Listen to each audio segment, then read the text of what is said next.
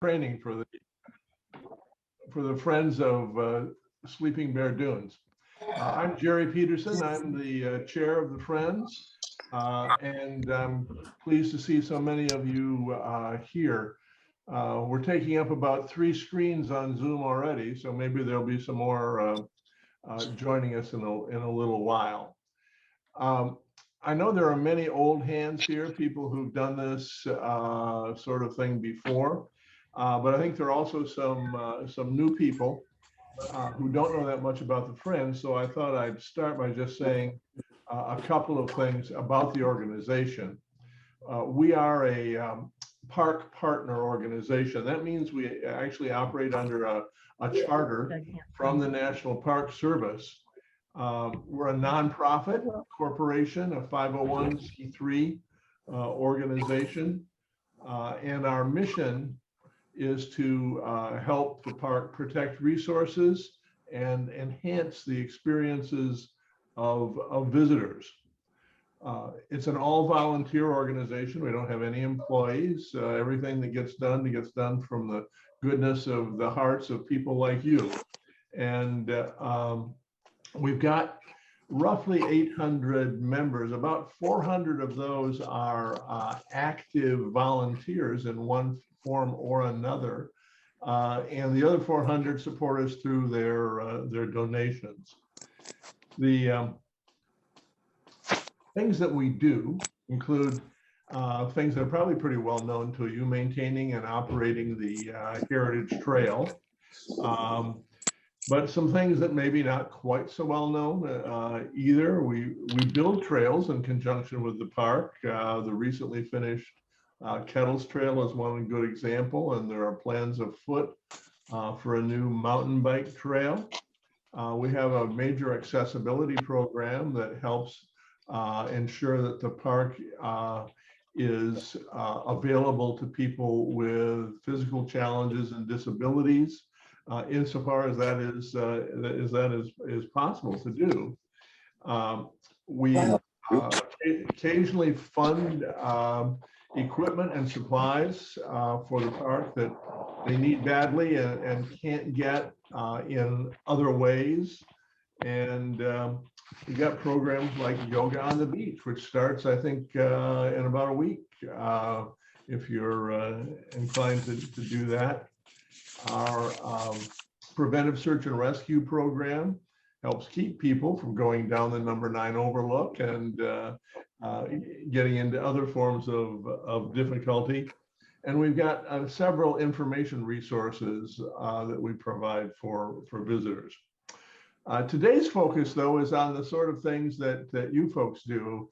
And those are first of all, the Adopt-A programs, as we call them: Adopt a Trail, Adopt a Beach, Adopt a River, Adopt a Road.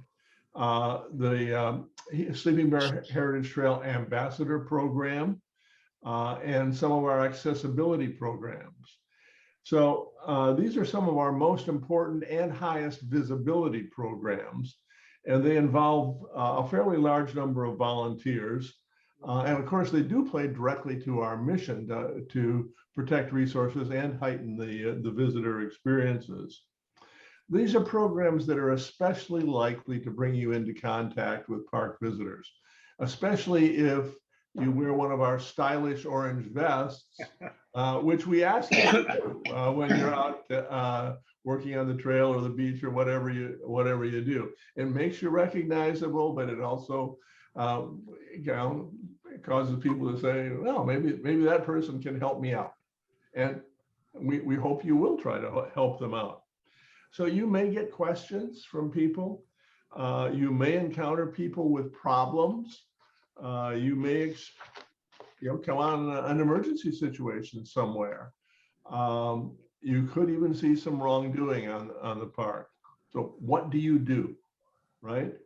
And in this particular year, what about COVID? What about COVID restrictions? This is a federal facility. And so it goes under federal rules, which are possibly a little bit different than what the state is doing. So you'll hear about all that today.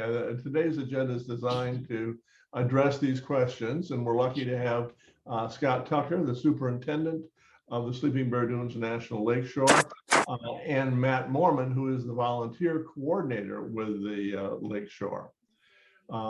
As Mary said a few minutes ago, we're going to ask you to hold your questions until the end. With this many people, we can't see you all on one screen. We wouldn't really know that you're raising your hand to ask a question, and it's kind of chaotic for people to break in. So if you will stay muted during the presentations, we will have a question and answer session at the end. And of course, we are recording this so that people who couldn't make it today will be able to see it online, or you can come back to it if you ever thought you might need to. Okay, having said all of that, I'd like to turn it over to Scott Tucker, who disappeared from my screen. Are you there, Scott? Yeah, I'm still here. Thanks, Jerry. Hey, good afternoon, everybody. Yeah, joining me from the park today is Matt Mohrman, and we had hoped to have Andy Blake, our Leelanau County District Ranger, join us as well. Unfortunately, he just messaged us and said he is up to his armpits and visitors and a couple issues in the lakeshore right now. So he's not going to join us, but Matt and I will try to do our best to speak to some of the topics that Andy was going to talk about today. You know, first, just a big thank you to each and every one of you. I see a lot of familiar faces and names. I know I haven't met everybody on this call, and I haven't met all 400 volunteers that volunteer through Friends, as well as those that do financial contributions. But you've heard me say it before, and I'll say it again. There's no way we can do what we're tasked with without each and every one of you, and without Friends and all of the organizations that support that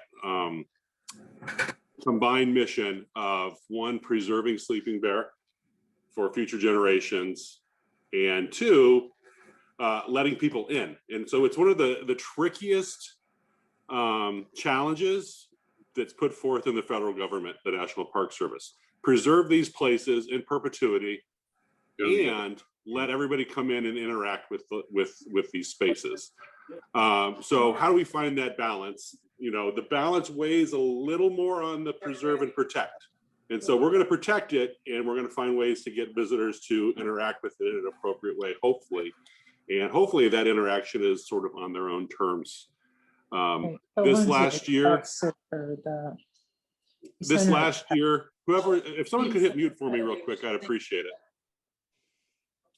it. This last year showed us anything.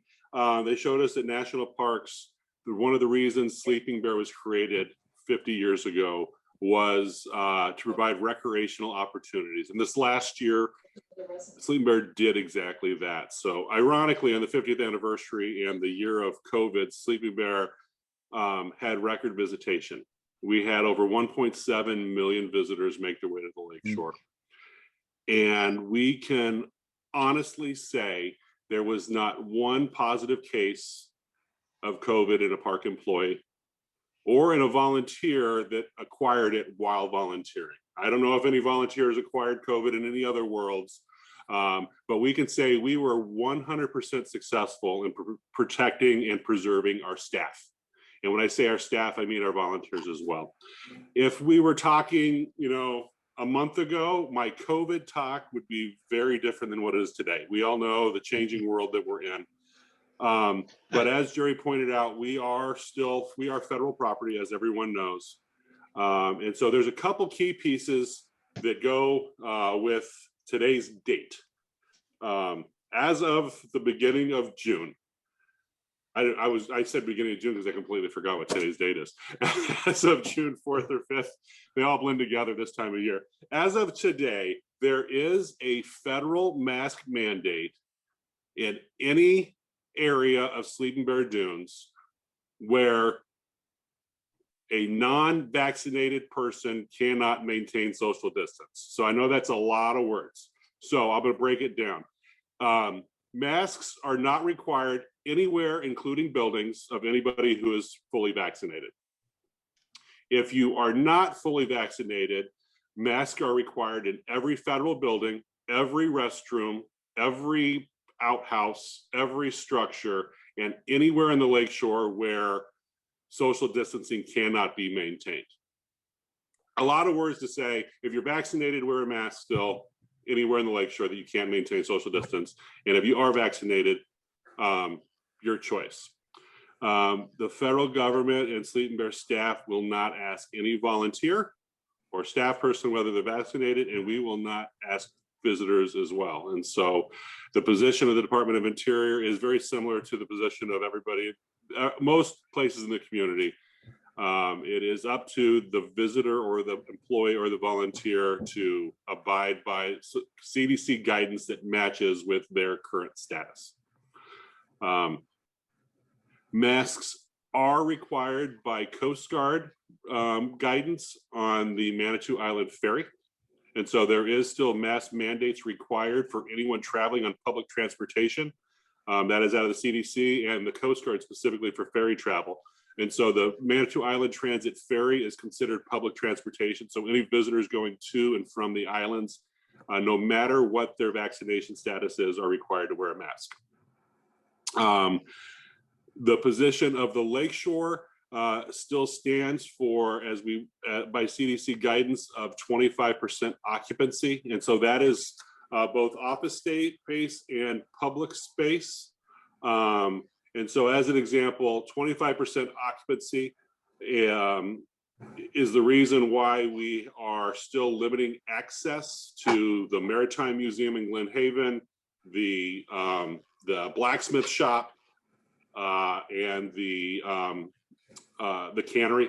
And so that occupancy is going to be very flexible over the coming weeks, and we will have a change in occupancy for all the public museum spaces and the public sides. But in general, as of today, beginning of June, we still have occupancy limits on public facilities. We are also still in a maximum telework position for all park employees. Doesn't really roll over into the volunteer world, except for a little asterisk, which I'll get to. But for our 150 park employees, I would say we have about 5%, 5 to 10% that are still teleworking. And so the goal of the Lakeshore is sort of the same goal as the community, is to provide our staff a safe work environment that they can do, so that they can do the job that they're tasked with. And when I say staff, I mean volunteers as well. So we will continue maximum telework. That maximum telework kind of rolls over into the volunteer world with just the simple idea: if you have a volunteer task that you are doing for the Lakeshore, and if that task can be done at home, we fully encourage doing that. Can't really, sweep the Heritage Trail from home, but there are a few things that, the board has coordinated to happen at home. So the big COVID response message is summed up with, if you as a volunteer are not feeling well, don't come to work. That's the big piece. Don't come to work, wash your hands, and maintain social distance as appropriate in doing the jobs that you are doing.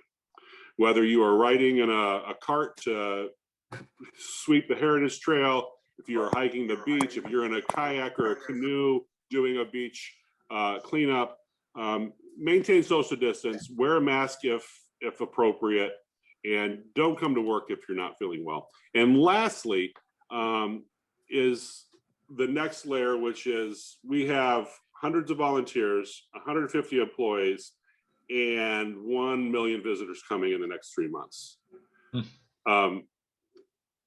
As I told staff a couple weeks ago, everyone has the full authority to walk away from any visitor that is putting them in an uncomfortable situation. That goes across to every volunteer as well. If a visitor is encroaching on your bubble of space, if they are making you in an uncomfortable situation, either COVID or anything, my request is walk away, and I will answer every letter and every phone call of complaint that comes in from that with thank you for your comments.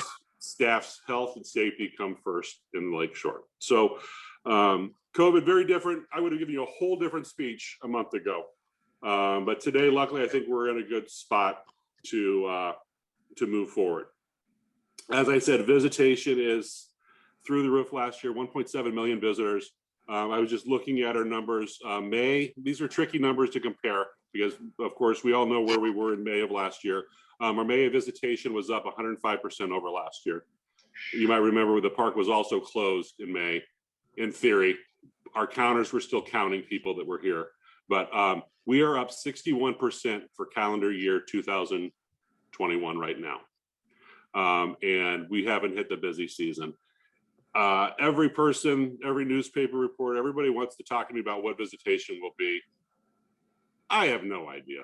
We'll see what comes. You know, if you look at visitation from last year and those that were in the park, you probably spoke to a whole lot more local residents that were rediscovering Sleeping Bear in the time of COVID than any year in the past. So we reintroduced Sleeping Bear on its 50th anniversary to the local community. The question will be, every bed and breakfast will be filled this summer, every Airbnb, every hotel, the hotel beds are filled. And we're gonna have high number of visitors. The question is, will the locals that rediscovered Sleeping Bear also join in to the summer of 2021? If that happens, our numbers are gonna be ridiculous in a sense. As I said, we have 150 employees. We have all of our seasonal positions filled. Knock on wood, everybody that needed a place to put their head on a bed for housing has been secured. And as I mentioned a couple of people the other day, the train is out of the station Memorial Day weekend, and we are just on for the wild ride for the next couple months. Right now we have, I believe, more than half of the Great Lake piping plover population breeding in Sleeping Bear. We have nests in new locations that have never happened before. The last count of last Monday, we had, I think, 110 piping plover eggs throughout the lakeshore. And there's still several nests that are just being created as well. I put a beach pet closure at Peterson Beach into place yesterday because we had a pair that decided that Peterson Beach was going to be their home this for the next couple months. We have them on points on north and south this year as well. We have another piping plover nest right on the dredge spoils that are scheduled to be dredged on the North Manitou dock, and so that dredging will have to wait those little chicks to to move on. But piping plover program, if the piping plovers are the sample for what this summer is going to be, it's going to be wild and crazy. Water levels, if you've been tracking water levels, first big shout out and thank you to Freinds for the rebuilding of 2 stairways in Port Oneida to give access to the beach that were washed out. There's that 3rd stairway that had a lot of beach erosion that's going to require a little more engineering to reestablish. But water levels, I was looking at it the other day, we are down 17 inches right now from where we were a year ago. So water levels are down 1.5 feet below the record highs of May 2020, but they are still 22 inches above the long-term average. So we're still higher than average, but not as bad as last year. So a lot of great beach. So the beach volunteers, you've probably been out already. You know, there's a lot of great beach to walk this year. The section between the number 9 overlook and North Bar is still pretty treacherous. Although there's beaches, there's still a lot of down trees and erosion issues. So if those of you that are walking the beaches, please be cognizant of your safety as well. While I'm saying thanks to a quick turnaround from the board this last week, usually Eastern National, which is the book sales operation and the visitor center, the Dune Climb, the Dune Center, and Glen Haven, usually they fund our park newspaper. They were not able to fund that this year because of their impacts of COVID. And so, Jerry, thanks for pushing that request through. We did not do a newspaper this year, but we are doing a information sheet. And so that gets the quick and dirty of the highlights of information we want folks to have. So thanks to Freinds for helping us with that. A big push this year, even with the way that things are opening up with COVID, is still the park is not going to encourage large gathering of people.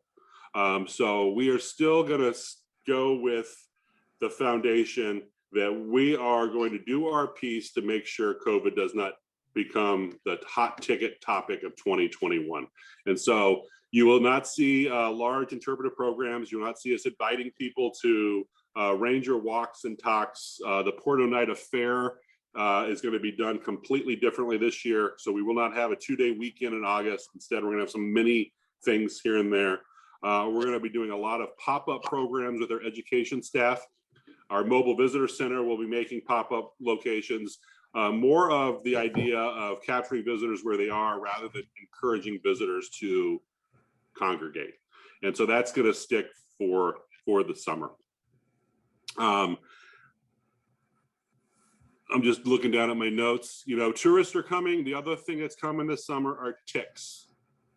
And if you've been paying attention to the local social media, health department pushes up here, ticks are right now at one of the worst years ever.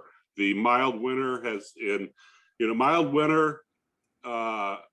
has created a tick boom, and ticks in locations in the lakeshore that have never really been problems before.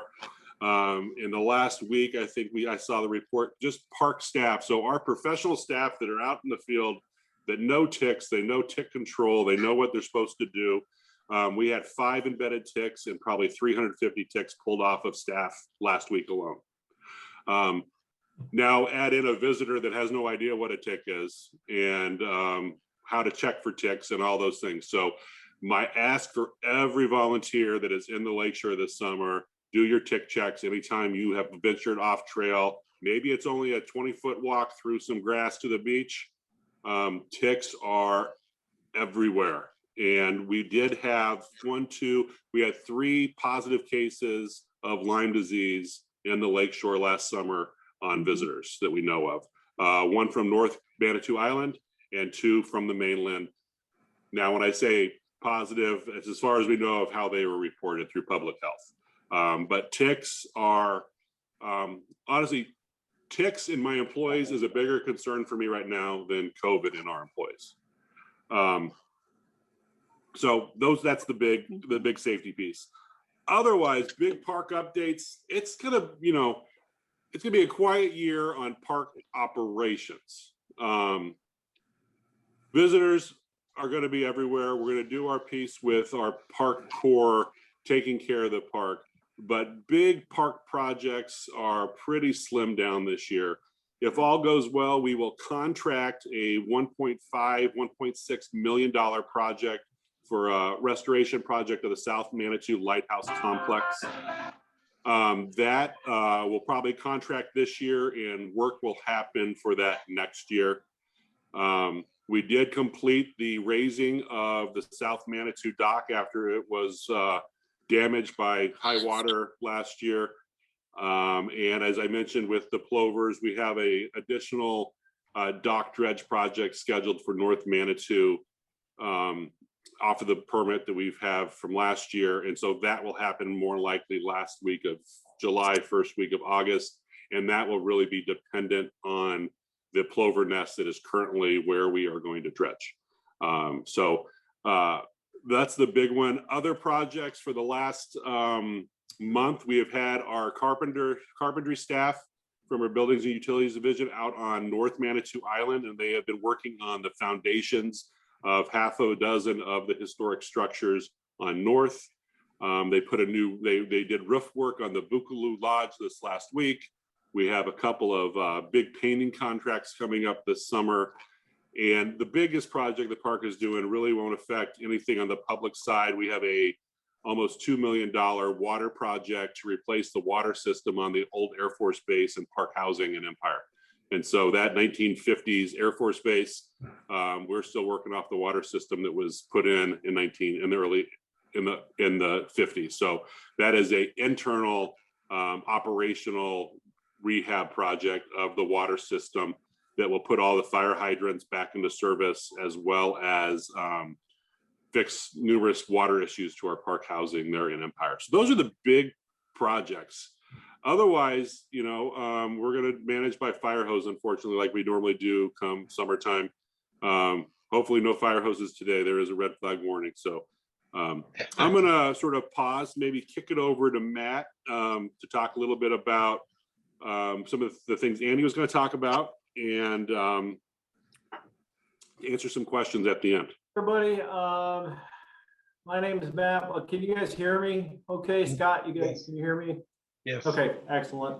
Sometimes my internet gets a little wonky. So welcome everybody. It's good to see a bunch of faces. I've seen a lot of you in the park. I'm looking forward to seeing the rest of you out in the park this summer. So yeah, it's gonna be a good year. And I'm gonna just hit mainly the safety stuff and some of the other items. I'm gonna try and get fancy, see if I can share my screen. Mary, will that am I allowed to do that? Yes, you're allowed to share. Excellent. I'm gonna try and share this right now. Okay, here we go. Okay, do you guys see that? Oh, it might take a second to get through. Coming through now. But it Matt. should push through like the. Yes, Yeah, you're you on. got it? Okay, Yeah. excellent. There we go. Woo-hoo. Hey, Better than this last year. tech stuff isn't scary. Come on now. We've had a year here to get used to it. All right, so yeah, welcome to 2020. Yeah, exactly. So first thing, of course, we're going to hit is the paperwork. It's a government, so if you haven't already, please make sure for all the new people you fill out a volunteer service agreement. That's the top of what it looks like. Kathy Cole will reach out to you, or the lead for whichever program you're volunteering for will reach out and make sure you get that. That can come back electronically now. We got the okay to do those completely basically. It's a PDF. You can fill it out and send it back via email, and I can even store it electronically. So no need to print these, which is kind of cool, but feel free to do that if you want to. So what that does, the key on that is that a couple things. I mean, I can enter you into our database and track hours and things like that, but it also protects you while you're volunteering. So if you read through all the small print in there, while you're actively volunteering, you're under the government's program if you get injured. So you would be eligible for workman's comp if you were to be injured while you're actively volunteering. So that's the aspect on that. VIP handbook.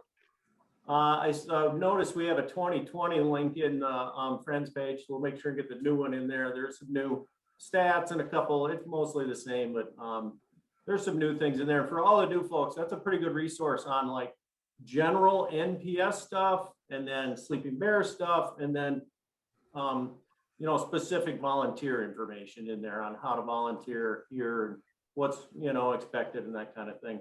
And a side note on that, you guys have seen this for a while, year after year. I need new pictures in this. So if anybody's out and about volunteering, in more than one of you out there, get some pictures of the volunteers, and the best pictures have a volunteer in uniform with some visitors. So, and staff too, if that's it, but new pictures would be great. Just send them my way. And then report your hours. And that's key. You know, lots of volunteers like to go out and say, you know, I just want to volunteer. I don't need any credit, and I'm good. I'm enjoying what I'm doing, but it really helps the park in that your hours translate into dollars. And we use those dollars to fund our interns. Is the largest part of the volunteer budget that I get funds our interns. So that's a way for these kids to get the foot in the door as an intern, and we have a great record of hiring our interns as staff in follow-on years, or getting them on with other parks. So please report your hours after you've been out. And then also, recently we've had a bunch of great reports from you guys on what you're seeing out there. I mean, you're our eyes and ears out there. So while you're in there doing your hours and you see something that's weird, or you find great big debris on the beach, or recently we had some dead hawks. I mean, no, that is info that is invaluable to us because we can't be everywhere. You guys are everywhere.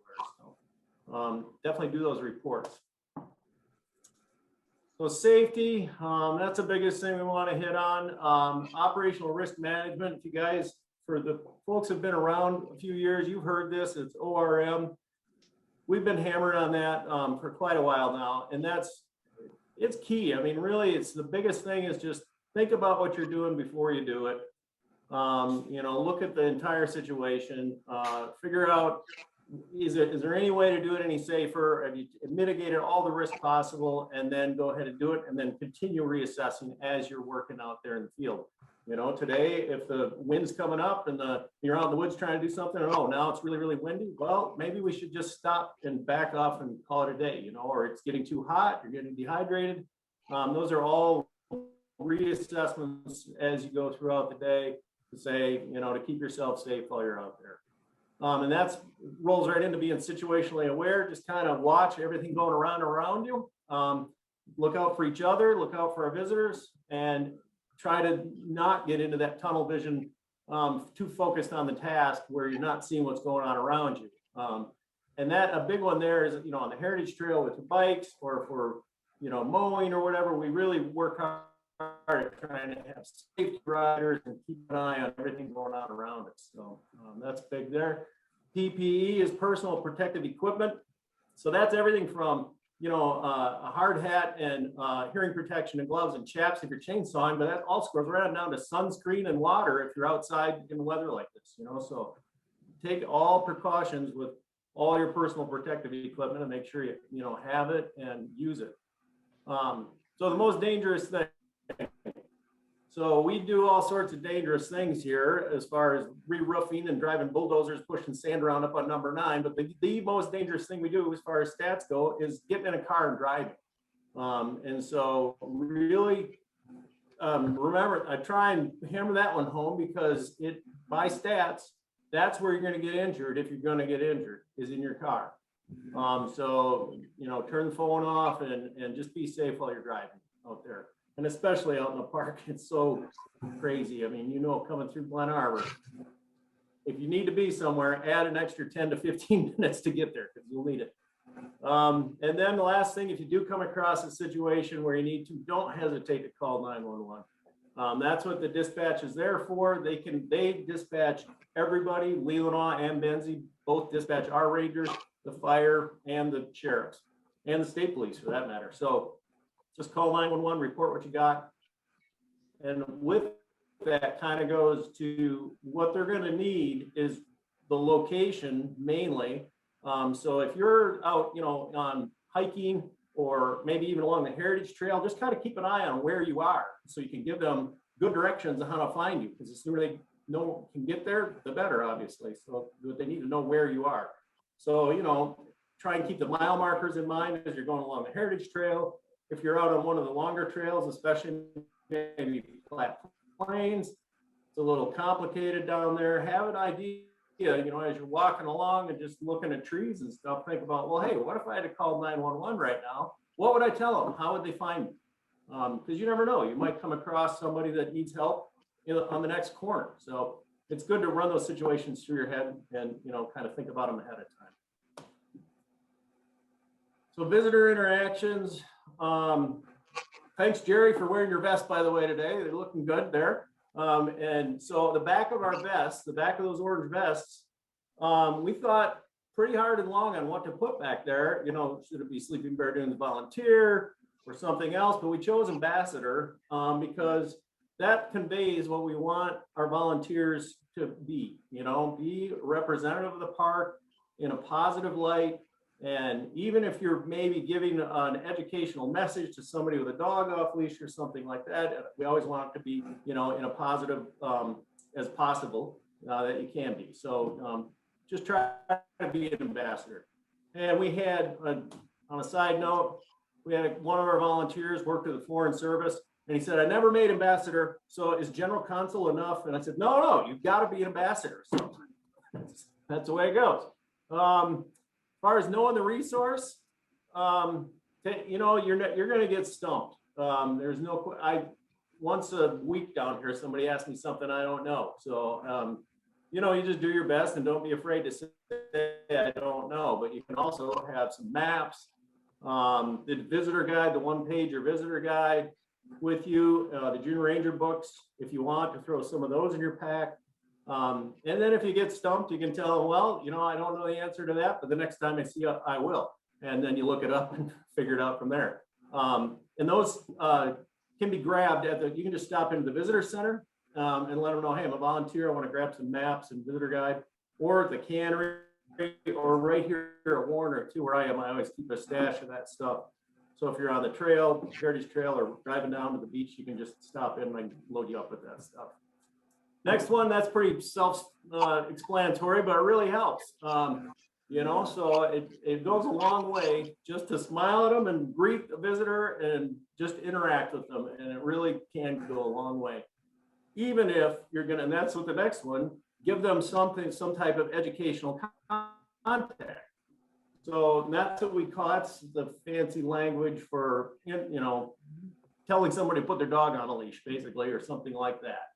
All of our contacts are educational contacts, not enforcement contacts. The only enforcement contacts that are going on are done with our law enforcement protection rangers. So those guys are the only ones that would ever do enforcement, meaning they're going to get a ticket.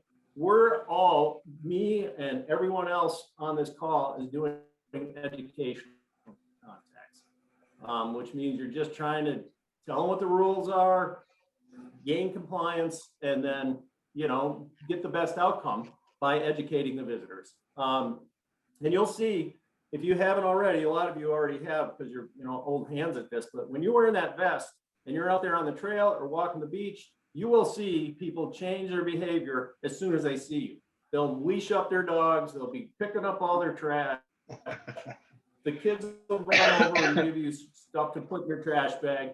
So, I mean, it's a big time positive influence to have you guys out there wearing those vests and, you know, showing the flag. And so disengage if you have to, because you may get visitors that just don't want to comply no matter what. And that's okay. I mean, we don't have to deal with that. And as Scott mentioned earlier, just disengage. And the three big indications are, if you start talking to somebody on, say, a dog off leash, you know, and you start out, wow, it's, you know, nice dog and great day, but you really need to have them leashed up here, 6-foot leash, and etc. And they tell you either no, or they raise their voice, or they start cursing at you. Any of those three, just disengage. Any one of those three. It doesn't have to be, okay, there's one strike, there's two strikes. Any there, one strike and you're out of those three. Okay, so if they tell you no, if they raise their voice, or if they start cussing at you, just disengage. And that's just thank you, have a good day, and turn around and walk away. And that's all you need to do on that one. So lastly, thank you so much for volunteering for us. As Scott mentioned, we can't do it without you. And if you want more volunteer opportunities, they're out there. Let me know. We have lots of different things you can do. Check out the Friends website. Glen Haven is an option. We have the museums in Glen Haven. So there's just tons of volunteer opportunities out there. And we can't say enough how appreciative we are for all of you to come out and, you know, engage at the park. So thank you very much. And I can figure that out. All right. Thank you, Matt. That I think concludes the formal remarks, right? Yeah, I would say, Jerry, I can actually, if not, I didn't want to take up too much time. I can go with a little more detail. It might take out some questions that might be lingering in folks. Okay. Sure. I can preemptively do a few things if that works for you. The one piece Matt and I both forgot to push is the new National Park Service mobile app, both on iPhone and on Android. You may remember our mobile app that came out last year. It has been rolled into a National Park Service mobile app for every national park. Can now be can be accessed through the new National Park Service mobile app on iPhone or on Android, and then you just select Sleeping Bear. So the app that came out last year will retire late summer, and it has been now rolled into a National Park Service app. Great resource for self-guided tours, hiking trails, where the closest restroom is. It's a great resource. I encourage everybody to check out, both for you, and then it's a good way to, when you don't have a map on you in the park, to literally tell a visitor, download this app and you're good to go for the lakeshore. This may just deflect, or not deflect, but answer some questions that are big picture that folks are asking. Sleeping Bear Heritage Trail, the far northern section, is in the final stages of planning to go for MDOT to go to contract for the design for that last section of the trail. The cash is in hand. MDOT has the money to contract the design of that last section. Once it's designed, then Tart Trails will begin the fundraising package for that final piece on the north. Talking to Tom Ulrich a couple of days ago, it's 2021. Don't look for construction until 23, 24 more likely on that last section. Jerry made a reference to mountain bike trail. You may remember this area has been talking about a mountain bike trail in Sleeping Bear now since the 2009 GMP. Freinds has taken some donations to fund the beginning pieces of that over the last 9 years, and we started. We actually had a little window of some staff time for one of our trail builders, and so we started the very preliminary National Environmental Policy Act compliance necessary to consider building a trail, which means we are. We're not crawling. We took our first steps, but think of it as steps on a cruise ship in a storm. So first steps of the environmental assessment, the National Environmental Policy Act has begun. So that is also a couple years off before, it's probably another at least year to two before an EA happens. And then we'll decide from there. So that. There is a second piece of the Heritage Trail you may hear about, and that is the Heritage Trail extension between Glen Arbor and the Homestead. You may, those that have been around for a while may remember that when the Heritage Trail was planned, it was planned with going around Glen Arbor. Glen Arbor now is looking at linking that section from downtown Glen Arbor to Homestead. That is not a Park Service project. That is a township. That's a Glen Arbor project, but I've received 4 phone calls already asking me why I'm going to tear up Glen Arbor. That one is a Glen Arbor project. We're at the table because it is the Heritage Trail, but stay tuned if you hear the Glen Arbor Heritage Trail extension. That's a community project, not necessarily a Park Service project. I also made reference to the ferry. For those that are out and about, you may remember the ferry did not run to North and South Manitou last year because of high water and sand issues, and really the fact that Lake Michigan likes to remind us every once in a while that she's in charge. Ferry opened up the season last week, Memorial Day weekend. They made it to North last Friday. Lake Michigan still set on the boss, and they did not make it to South last Friday, but they did make it because of wind. But Manitou Island Transit is back into full operations this summer and taking campers. I think we had 180 campers on North last weekend. And so the summer has begun. Few property acquisitions going on in the park without going into great detail. We are now at a willing seller portion. We do have congressionally allocated funds for land acquisition. There still are approximately 90 in-holding properties within the National Lakeshore boundary. And right now, I think we have 4 or 5 that have asked us to give them an appraisal and an offer. In 2020, a government offer doesn't quite match up with the open market. It takes us a good year to make an offer. When the housing market is slow, our offers look really good. When the housing market is what it is today, most of our offers get laughed at, but that's okay. We're in the forever business and we'll make our way in the future. So there's a few property acquisitions that are in process right now. So those are big things that you might be asked about in the community or in the park. And I'll turn it back over to you, Jerry. Okay, so we're going to open it up now to questions on any subject that we've covered. So I can't see you all at once, so since we're on several screens, but let's try just speaking up and we'll try to recognize you and answer your questions.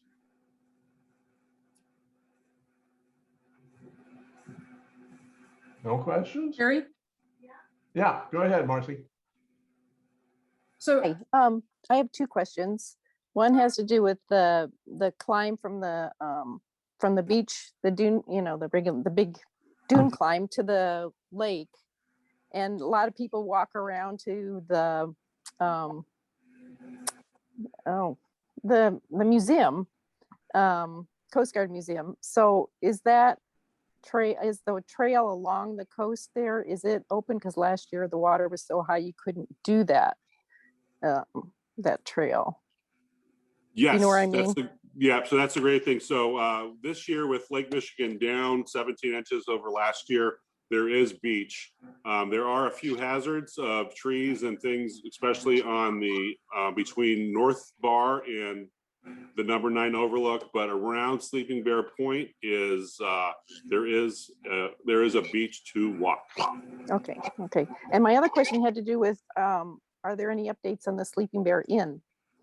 Oh yeah, good one. I actually had that in my notes here as well. Yeah, Sleeping Bear Inn in Glen Haven. Earlier this year, we came out with a press release that we are in lease negotiations with a nonprofit.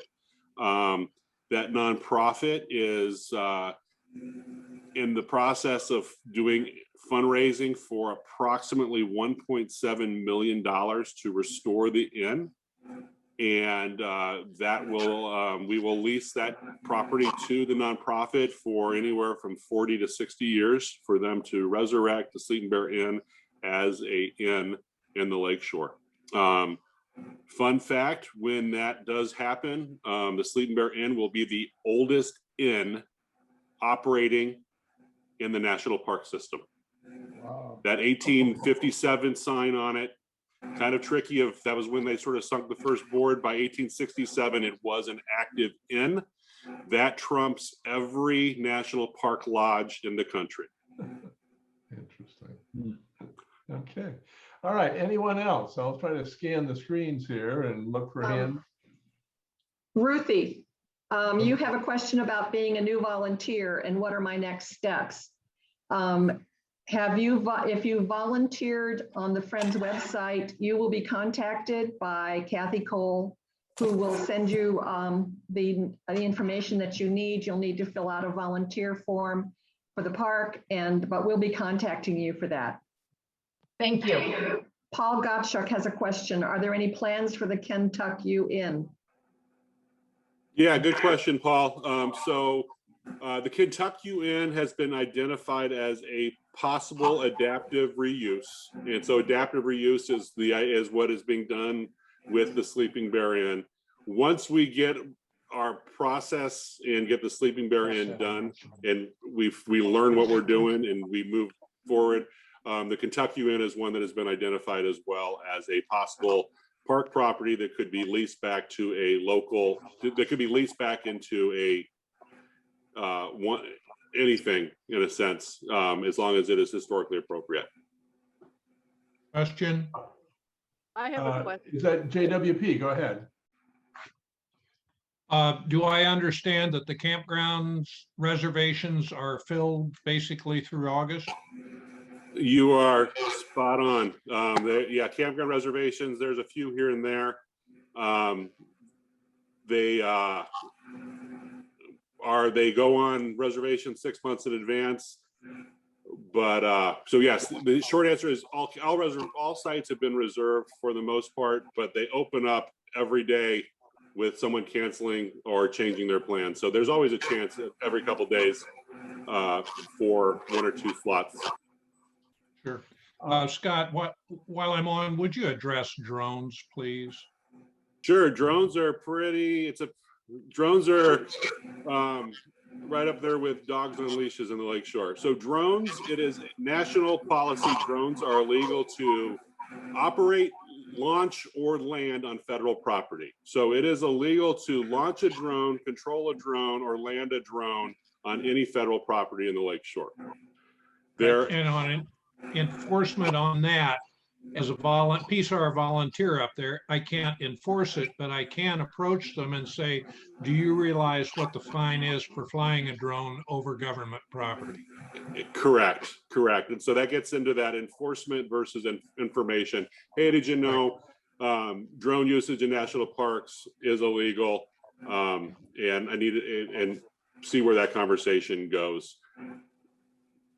Mary Pat, The other fun fact, just sorry. because you mentioned a fine, you know, one of the other biggest hot tickets are dogs off leash. So our law enforcement team this year is doing a real no holds barred, no warnings this year.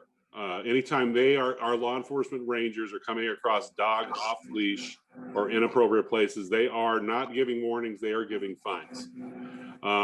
Fun fact about those fines do not go into the park.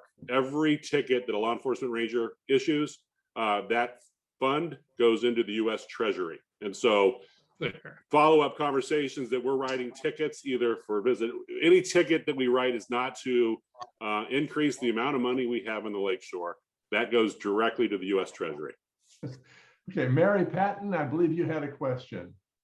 Okay, and first I have to get my microphone to turn off. I know, I'm having problems too. You can use mine. Okay, I'm gonna go and use Jim's. Mary, I can hear you. Hey, we can hear you. We can hear you all right. Okay, well, as long as you can hear me.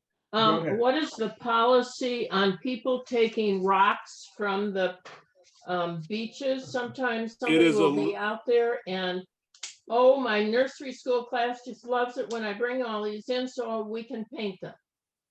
Correct. So the simple answer is it is illegal to remove anything from federal property. It is illegal to remove anything from Bear Dunes National Lakeshore, except for the trash they came with. Okay. And there was something else I was going to ask. Oh, Mary, Yes. the form that we have to fill out, do we really have to count all of the cigarette butts and pieces of plastic and everything? Carrie, do you want to address that question? Like, how many bottle caps have I collected? Yes, Right. we actually do want that information, but you can estimate it. Okay. Okay. All the information we collect from Adopt a Beach reports goes into the Alliance for the Great Lakes, and they collect that information for all the Great Lakes. And Like I can guess weight. Mhm. I can Yeah. approximate, but I'm not going to keep track of all of that. Right. Diapers, I remember how many diapers I picked up. Hey, I picked up a dirty diaper today, so. Yeah. But no, making an estimate is just fine. Okay, thank you. Okay, Mary, I I have a believe there are couple some questions on the chat. Do you want to cover some of those? Well, first of all, Carol Lee has a question. I sure Kara? do. I sure do. Are we gonna know when? Are we gonna know which beaches the piping plovers are on right now? Because that's changed, and we need to know that because of the dogs and everything, you know. And also, we had a list of emergency numbers, phone numbers when we first started, and that looks like it's a little bit out of date. Where is this? Oh, Yeah. it was ambassador duties and all these phone numbers. And Yeah. Oh, sorry. Go ahead, Carol. Okay, that's are we gonna get another list like this list? You know, Mary, you're on there, and Carrie Kelly, Matt Mohrman, Steve Young, is he still there? Okay, Yeah. I don't know if this is still still valid. Yeah, I think those phone numbers are still valid, Carolee. Yep, Yeah, I carry those. those are all good. Yeah, I carry this paper with me whenever I'm at Sleeping Bear, just in case. And the park dispatcher number, that's kind of it. Just died. Yeah. What? Yes, all those numbers are still valid. Okay, and I had another question too, now I can't think of it. Oh dear. But Mary, Yep. Carolee brings up a good point. I think Mhm. it wouldn't hurt us to reissue something that just has some emergency phone numbers for our Adopt a Beach and Heritage Trail ambassadors and Adopt a Okay. Trail ambassadors, so that they have current information for everybody. Okay, we can do that. Mhm. Yeah, and then on the Plover Beach locations, Matt, I'm not sure if we've ever done that in the past, but we can talk this week about getting to the beach volunteers so they know if there's any out of the ordinary ones like Peterson this year. Yeah, that's really the only one that's not where they normally are as far as closures go. So, yeah. Let's Peterson Beach. Okay, now is that 2021 brochure? Is that online or is that really a printed brochure for us? I mean, for the It is both. That's It is hard copy. both. hard copy. Okay. But there's So- also a PDF version, I believe, on our website as well. We can find that link. Yep. Mary, Mhm. I think maybe when we send out the emergency phone numbers, we could also send the PDF to our volunteers so that Yeah. everybody has the most current flyer from the park. Okay, For those of us who do not have printers at their house, is there a place we could pick that up? Can I get that from Matt? Jim, it's available at the visitor center. Okay, That's good. Okay, Mary, we've got a bunch of chat questions. Right. Okay, if just visiting a few days, but longtime visitor, should we volunteer? Anybody answer that I question? can take that. Yeah, absolutely. Yes, because you can sign up, and every time you come back, you can volunteer. So you don't have to be living here to volunteer for sure. So you can come up and work an hour, and then the next time you come back, do another hour, and so on. But we do need you to get signed up and report the hours, just like there's paperwork. So yep. Definitely. Yeah, and I would echo what Matt said, especially for people that want to do Adopt a Beach, go out on your favorite beach, take a beach walk, clean up some litter and so forth, or Heritage Trail. If you're out, you want to ride the Heritage Trail and be out there to answer questions and to give, help people out, and Adopt a Trail. I think those three programs especially are easy for somebody who's only going to be here for a few days to be able to tie in.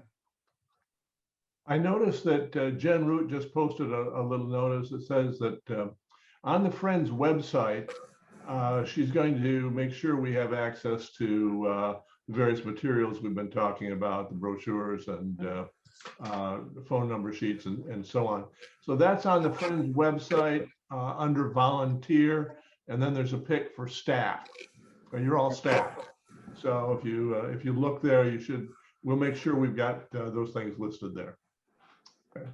Okay, Denise wants to know what to do if they find dead birds on the beach.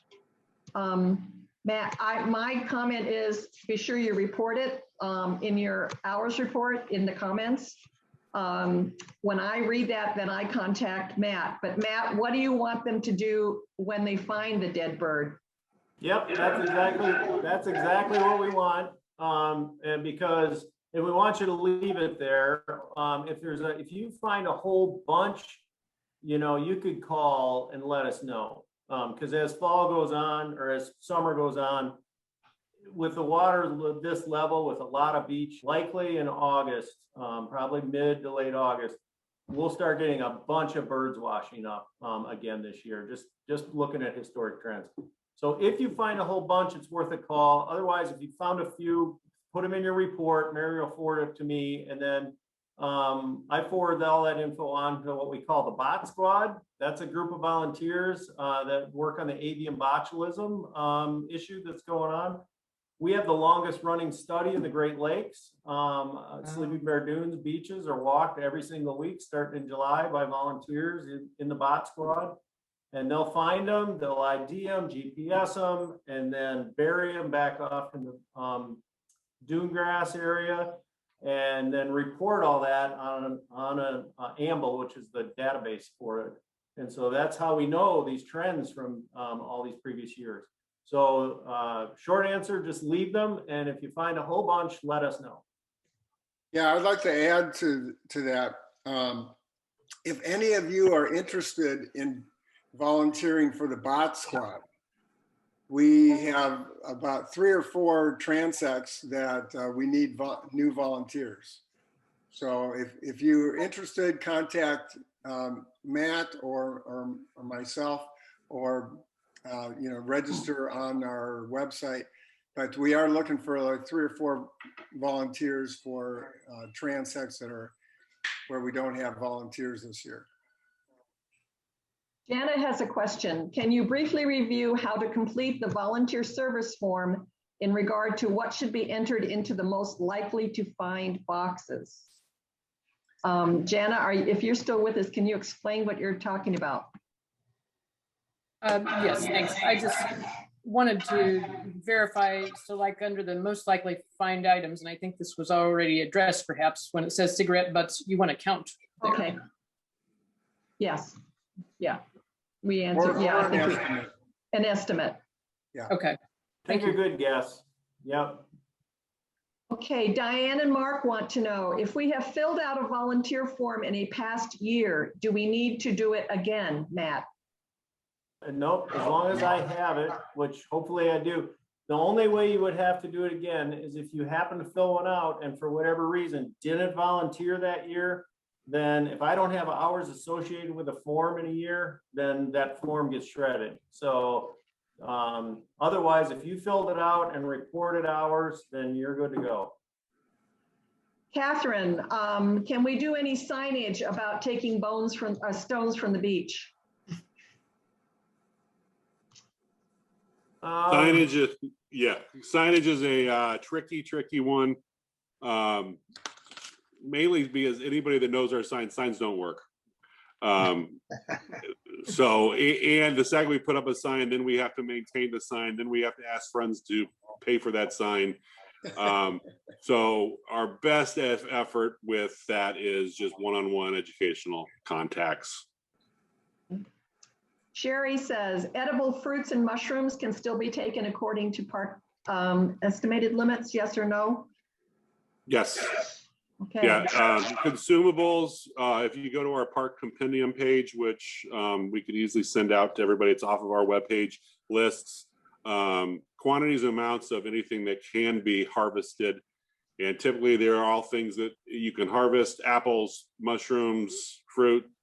If your harvesting of that does not cause damage to the plant, they're allowed in different quantities. So that is on our park compendium off the park webpage under management policies, and you'll see a whole list of those items that can be collected. A bushel of apples, a pint of blueberries. I don't know, is it a bushel of mushrooms? I don't know. A handful of ramps. No ramps. No ramps. No, actually, No ramps. Jim, you can't take ramps because that kills the plant. Okay. Okay, Dean and Nora, re-COVID precautions. Can you please provide an example of a place on the lakeshore where you could not social distance? Yeah, good question. Number 9 Overlook. If you go number 9 Overlook right now, I'm probably guaranteeing there's 50 people standing in that space, and there are people that cannot maintain social distance between themselves and another group. So the day before they changed, this gets to that topic of signs. The day before the CDC guidance changed, we put an order out for $1,500 worth of signs that said masks are required on this location if you cannot maintain social distance. So our concerns of social distance areas: number 9 Overlook, Pierce Stocking, the Dune Plateau view, Empire Bluff, right at the top where it's a one-way traffic or you're crossing over. There's a couple locations like that. It's really those high volume areas. Probably not the Kettles Trail, probably not, the beach off of Old Indian Trail. Pyramid Point. Pyramid Point. Denise, I need the list. I just came aboard recently. I assume you're talking about the phone list, and I will send that out to the volunteers. Bill and Judy, can the phone list be found on the website?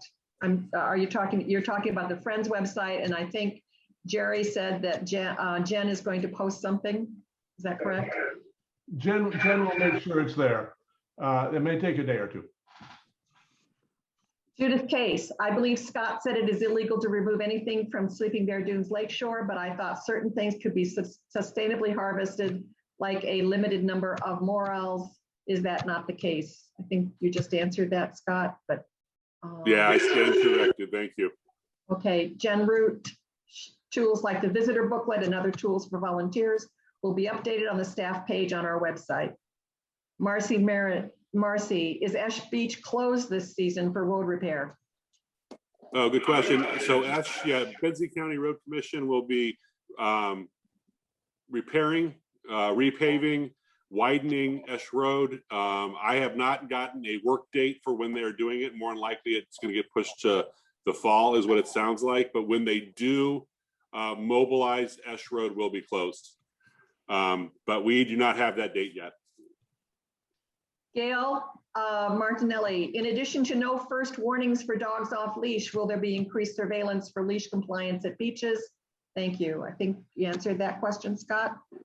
Yeah, well, so it's always a tough one. Just remind, so we've talked about all of our staff are, the educational information police. We're not enforcing, we are educating. We have 9 law enforcement rangers for 72,000 acres. So to answer the question, are we going to increase patrols as much as possible as we can? But it's always a tough one with 9 rangers. We do have 1 new ranger in the Platte District, Luke Westnick. So if you cross paths with Luke, say hello.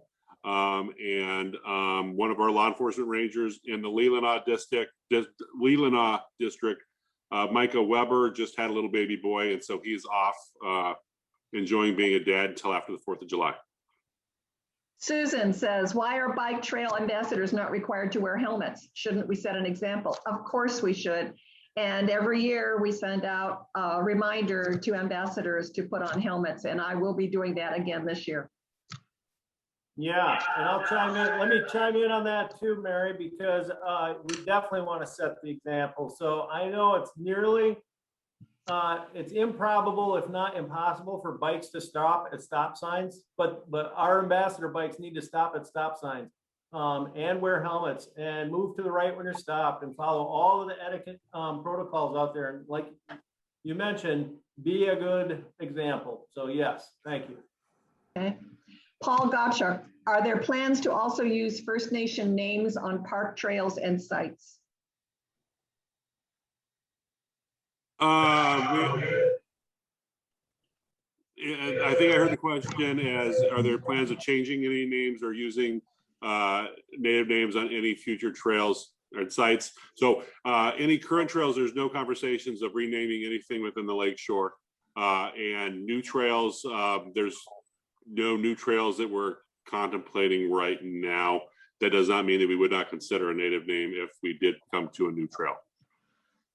I guess the one trail we're contemplating is a bike trail, but we are so early in that process. We're not even talking about what its name is. We're still talking about whether we would even build it. Ruthie, how much is the fine for dogs off leash? I want to say 100 or 150. Okay. Well, let me throw out there though, our LE range or protection rangers, that's mentioned. That's not a good tactic to take, honestly, with visitors, is to say, do you know how much the fine is? Because you may run into the affluent visitor who says, okay, great, here's 150 bucks. Thanks, I'm gonna let my dog swim.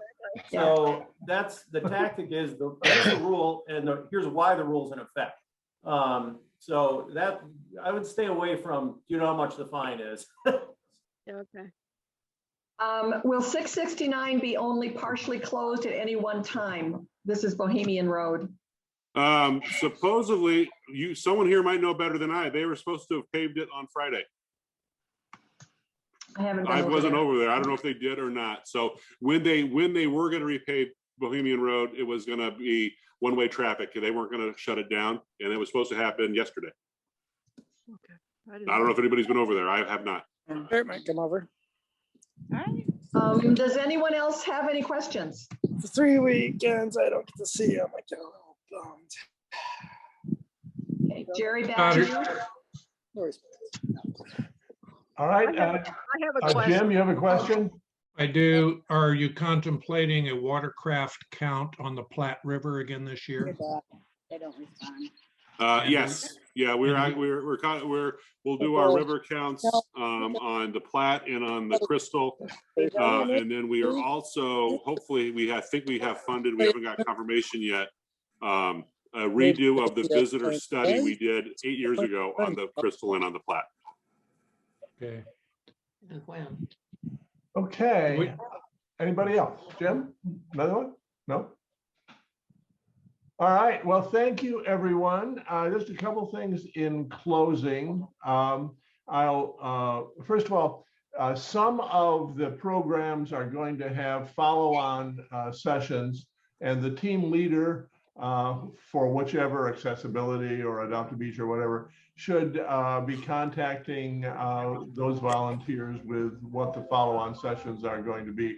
We're not doing anything here more today. Jerry, excuse me just a minute. Diane and Mark want to know if volunteers are needed to help with the I work. can't hear you for some reason. Oh, well, do they need help to work with the work on Boogaloo Cabin? I think they finished it yesterday. Okay, thank you. Yeah, All but right. thank you for that offer. All right. I will reiterate one thing that Matt said, and that is please record your hours when you volunteer, because it does result in direct benefits to the park in terms of money that they can use for various purposes. And it's pretty easy to do. Website, across the top, you find a menu for volunteer. Go down there, it says volunteer again. And you're at the page, there's a big red banner that tells you exactly what to do. So please turn in your time. And finally, remember to wear your orange power suit when you're out on the trail or on the beach, whatever you're doing. Thanks everybody for coming. More importantly, thanks for volunteering and being part of the Friends organization and keeping these valuable programs going for another year. Thanks a lot. Thank you. Thanks, everybody. Bye-bye. Bye-bye. Thanks, everybody. Bye. Okay. Bye. Bye. Oh, how do we get off?